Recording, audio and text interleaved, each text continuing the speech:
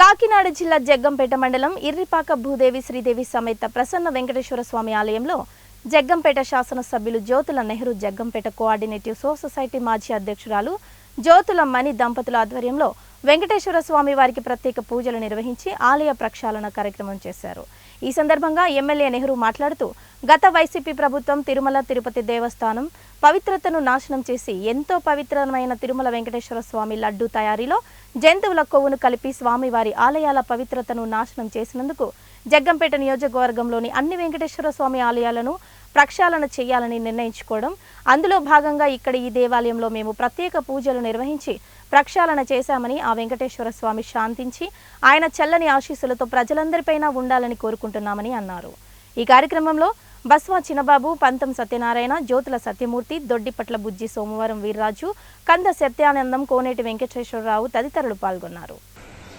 వెంకటేశ్వర స్వామి ఆలయాలు మన నియోజకవర్గంలో ఎన్నున్నాయో అన్ని ఆలయాల్లోని కూడా ఈ ప్రక్షాళన కార్యక్రమాన్ని మేము నిర్వహించడం జరిగింది। అందులో భాగంగానే వేళ మనం ఇరుపాకలో ఉన్నటువంటి శ్రీ ప్రసన్న వెంకటేశ్వర స్వామి ఆలయంలో ప్రక్షాళన కార్యక్రమాన్ని తీసుకున్నాం। పూజలు చేస్తే మన్నించమని చెప్పేసి ఇచ్చేయడమే కాకుండా 108 కొబ్బరికాయలు ఇక్కడ కొట్టడమే కాకుండా ప్రతి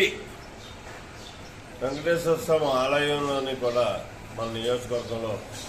పూజ అనంతరం కొబ్బరికాయలు కొట్టి ఆ కొబ్బరి నీళ్లతోటి వెంకటేశ్వర స్వామిని ప్రక్షాళన చేసేటటువంటి కార్యక్రమం కూడా తీసుకున్నాం। ఇక్కడతోటి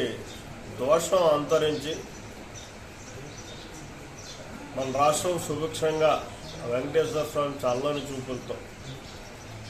ఈ ప్రభుత్వం ఏర్పడ్డ తర్వాత తీసుకున్నటువంటి నిర్ణయాల్లో స్వచ్ఛమైనటువంటి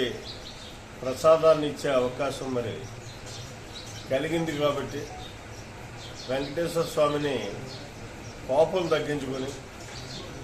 మమ్మల్ని అందరినీ కూడా ఈ రాష్ట్ర ప్రజానీకాలందరినీ మీ చల్లని చూపులతో ఆశీర్వదించి ఈ రాష్ట్రాన్ని అన్ని రకాలుగా అభివృద్ధి చేసేటటువంటి